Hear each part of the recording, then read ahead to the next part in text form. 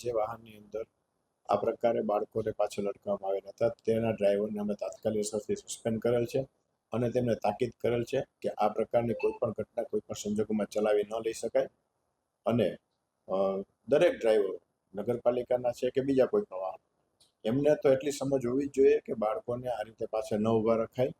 અને આ ખૂબ જ મોટી ગંભીર બેદરકારી કહેવાય. તો એ બાબતે દરેક ડ્રાઈવરને અમે તાકીદ કરીએ છીએ.